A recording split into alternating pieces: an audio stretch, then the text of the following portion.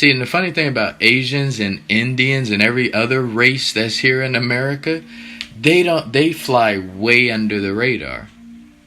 There's a racial war going on, and it's only between the blacks and whites. But we got a lot of Asian Americans, Native Americans. You know what I'm saying? We got Caribbeans. I guess sometimes the Caribbean's not really considered black. If you're really Caribbean heritaged, you're not really considered black. You stick in, because the Caribbean community is very strong. You got the Jamaicans, the Trinidadians, right? But it's a race war going on outside, and only white people. Like, look at all the other races. They get in that paper. I was hanging around these Arabs, young Arabs, not too long ago, and one of their customers was like, what do you do for fun? And these dudes was like, we get money. That's all we know. We came to this country to get money. That's all we know. We don't do nothing else. We here and we getting money. That's it. And I thought that was like a great representation of what the American dream is all about.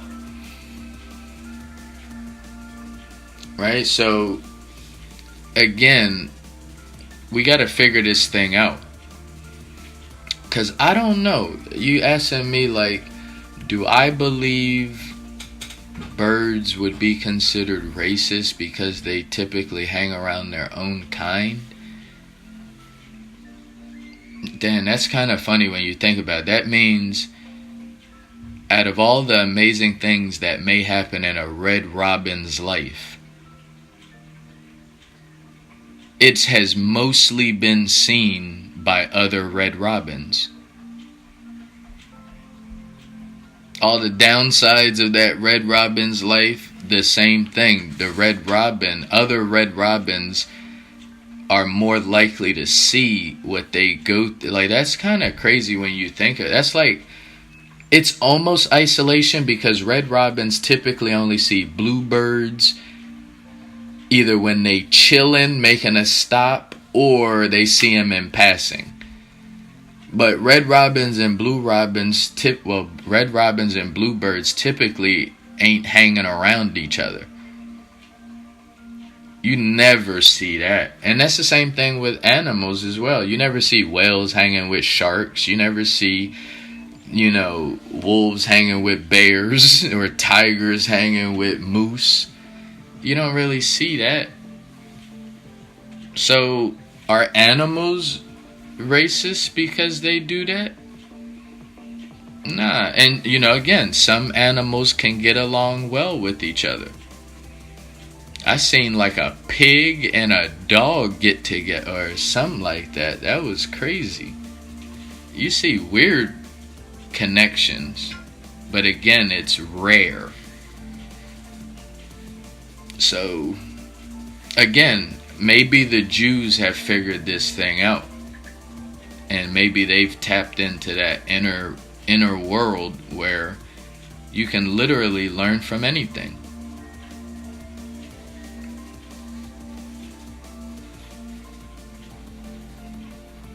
Question is that racist, or does that draw a divider on how connected we are to, let's say, animals? Like, who they hang with, does that have nothing to do with what an animal is? I don't know about you, but whenever I see a dog and a cat meet up, even if they live together and I'm visiting for the first time, I automatically, in the back of my mind, assume that they may have some beef. And then if they don't and they love each other, lovey-lovey, I'm like, oh my gosh, like, what? That's crazy. So again, it works. It works. That's the same, you know what? It's same thing with fruits if you really think about it, unless you got a fruit basket. But think to yourself, like, when is the last time you had a fruit basket? Like, really ask yourself that. How often are you buying fruit baskets? Not often at all. But what you will buy and what you'll see in the grocery store is you'll see a bag of apples. The apples hanging with the apples. They separate the red apples from the sour apples to the grandmama apples. And they separate them, right? You got the lemons here. You got the grapes over there, right? So even fruit, it's not like the grapes is mixing with an avocado. Nah, grapes and avocados will never produce something together. At least not naturally. And that's all right. You keep the avocados with the avocados, and you keep the grapes with the grapes, and I'll be all right. I don't want to go deal through a damn fruit basket just to get my fruit. Seriously. I just want, I want my shit to be identified. And that's probably how we want with everything, right? So the question again is, are birds, our animals, are the way we're harvesting our fruits, right? Our vegetables, are these things like a racist way of seeing life? Because maybe we're tripping as people, right? And hey, the Jews is doing it well. Can we all agree that the Jews is doing well? The Jews be getting that bread. And I'm talking about the real Jews. Not just like, yo, you're half Jewish or, you're a Jew. No, I'm talking about the real Jews. They have figured it out. And you know who else has figured it out? The Muslims. Nation of Islam, they figured that shit out. You can identify the Nation of Islam more than you can acknowledge a McDonald's employee, including with the logo on their shirt. The Muslims, oh my gosh. Nation of Islam, you can identify who they are. Anybody else is a culprit. If I put on a nice suit, if I put on a nice bow tie, I keep a nice newspaper in my hand, I'm just a duplicate of what the Nation of Islam, them people in them suits with them bow ties and them bean pies and them papers, they got that feeling like damn, no, that's Nation of Islam. Like, what does that person know about life? I just had a Nation of Islam dude, or he was Sunni or something like that. He just cut my hair. And I was asking him, I was like, yo, how did Malcolm X die? And then he looked at me, and then, boy, did he unload. This dude had just did like 15 years of prison, so you know what I'm saying, he was heavy in the word. Heavy in the word.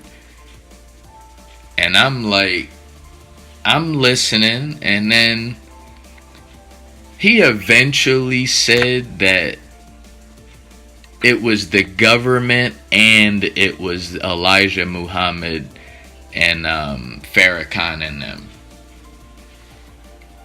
That's what he said. He said he feels that it was both. He feels that it was both. And, at the end of that conversation, I could see that perspective. I'm interested to know, what do you think? Who killed Malcolm X? And then, so the crazy thing about who killed Malcolm X is people who believe that Farrakhan and Elijah Muhammad killed Malcolm X, they don't take nothing away from them. Like, they don't, so far, everybody that I've talked to, they don't take nothing away from the Nation of Islam, the side who killed them. If that's what really happened. And I think that's pretty amazing. That's pretty amazing.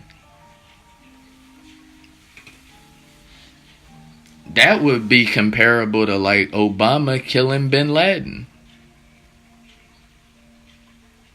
And I think that's Man, Obama doing that's one of the things that we overlook. We hated bin Laden for so long. Like, he was the most feared man in the world. We hated him for so long. And the sad thing about when bin Laden finally got caught is nobody really cared. Bush tried to get bin Laden. Is it bin Laden? It's one of them heavy hitters. Obama got him. Who was it? Saddam, and it was both of them, actually. You don't know who it was. No, so it was one of them. But one of them was like, It was bin Laden. yeah, but I think Obama did a great job with that. If you think about how bad, like, think about September 11th. Whether they did it or not, that don't matter. It's kind of like believing Queen Latifah really killed herself in the movie Set It Off. Like, she played the part so well, you really think she killed herself. Like that. September 11th, oh my goodness. That was, you didn't like bin Laden. And when he went in there and did his thing, it was just like, oh, whatever. But you always know who caught who. And Obama came in and got that stamp. But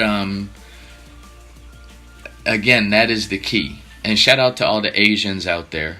Shout out to all the Indians. Y'all's funny. The Africans.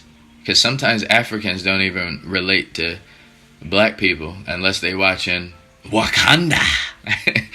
That's the only time they may believe it. But other than that, Africans, they're Africans, not blacks. It's like Italians are Italians. They're not white. It's kind of weird. Because I don't believe Italians are white people. I don't consider them white people. I consider like the 60-year-old white man librarian. I consider him like a white person.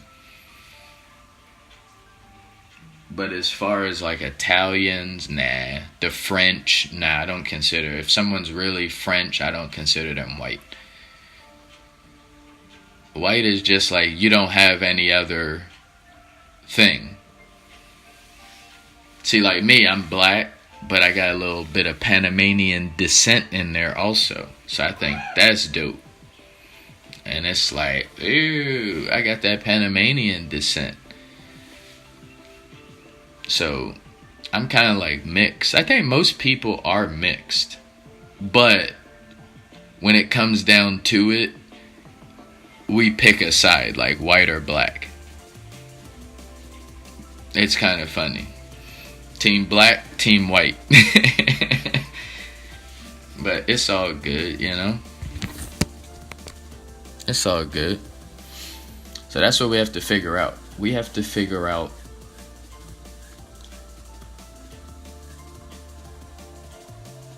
where do we fit in? Right? And does it matter who you're with?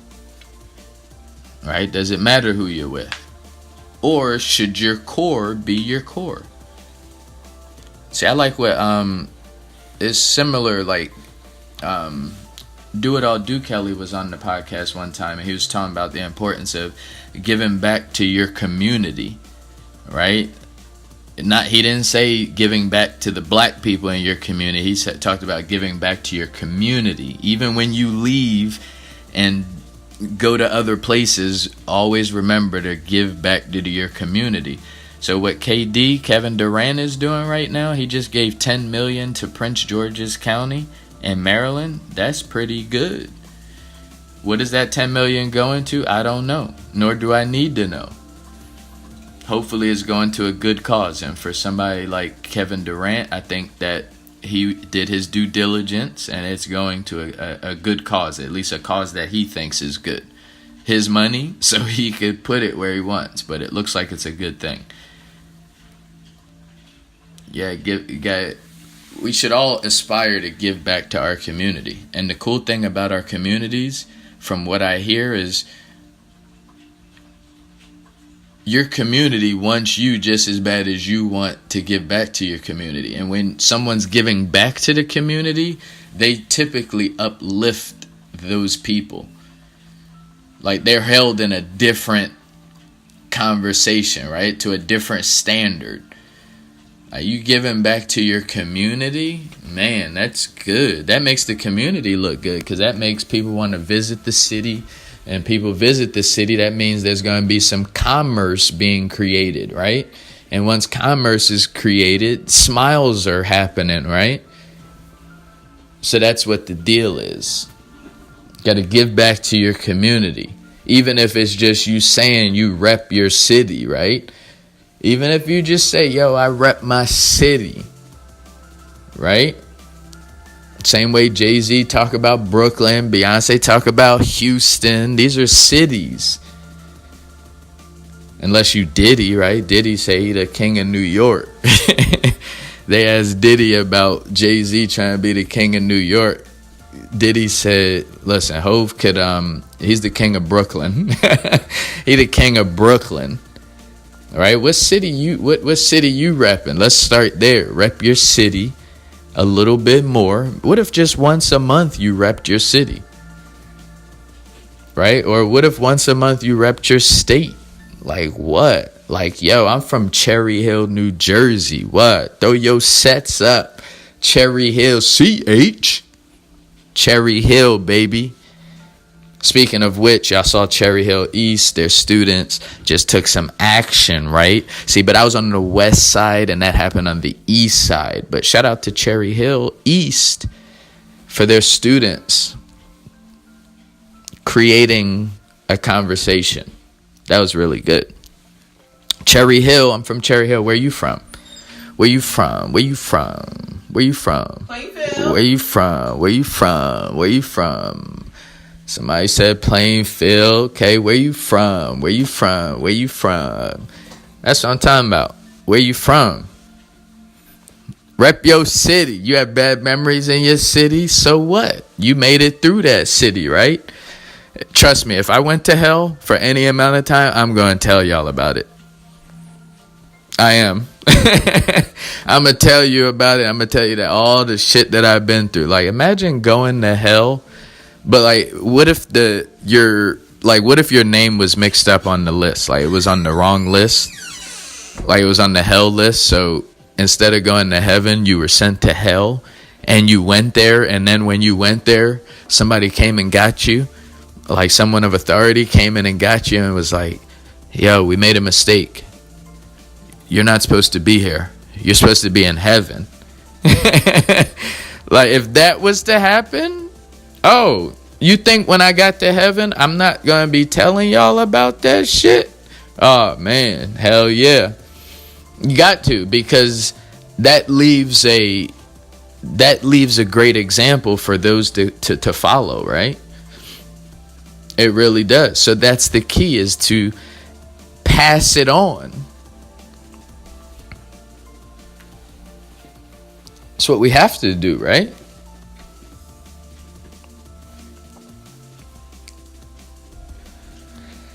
Motivating you to firm, fit, and fabulous. Here is our company website, www.femmefataleFitClub.BigCartel.com. We are a no-judgment zone, here to help any woman ready to take control of her health and well-being. Here's our blog, www.femmefatalefitclub.com. We offer not only personal training services and virtual fitness programs, we also offer products such as water bottles, a cute inspirational tank top for women that says #TeamNoExcuses, and support across our social media channels. Come join the club. Follow us on Instagram at Femme Fatale Fit Club, or join our group on Facebook at Femme Fatale Fit Club. Now back to your favorite podcast.